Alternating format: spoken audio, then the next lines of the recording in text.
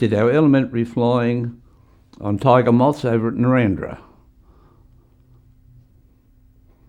Passed there, went straight to Canada under the Empire Air Training Scheme, over into a place called Claresholme in southern Alberta.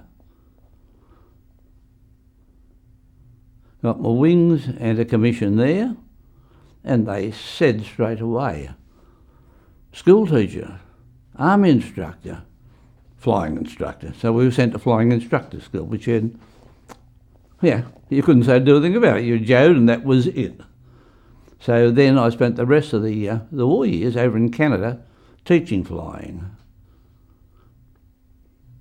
Had a bit over 1,000 hours in the air.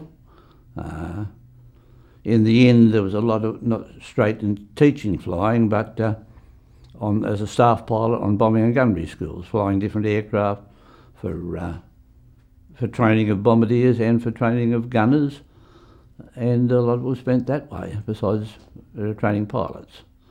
The only bad experience I had with the aircraft was in an old Avro Anson one day. I got to about 100 foot and the cowling fell off the motor. Luckily it went down and didn't take the tailplane off. But that, it blew us, it had blown a cylinder head which split the cowling, and out of 7 studs there was one nut left on one of them to stop that from blowing straight into the cockpit. So we were lucky to get out of that one. But it held its height to get round and we got back in all right. So that was my only near miss. When a trainee was due to go solo, he was taken up with the instructor. The old Tiger Moth you were sitting in the back as a student, had a control column there, and that didn't look much different than a broom handle. And they sat down into a socket. So the instructors would take up a spare one. And when he was ready to send the kid solo, he'd pick the spare one up and throw it out. So, look here, you're by yourself. He still had his own in there. And that actually happened while we were at Narrandera.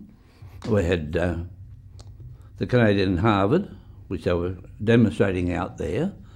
Not much, because we were twin-engine pilots, but we had those there and could fly them. We had the Westland Lysanders. These were used for towing drogues, for gunnery practice.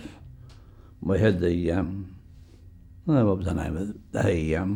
Was the equivalent, the Canadian Bollingbrook, which was the equivalent of the Blenheim Fours. And these had the gun turrets up for teaching gunners. Then the Ansons, of course, we had to take bombardiers. They had the bomb sights down in the nose, and you were training bombardiers in the old Avro Ansons. But these were the main aircraft we flew there.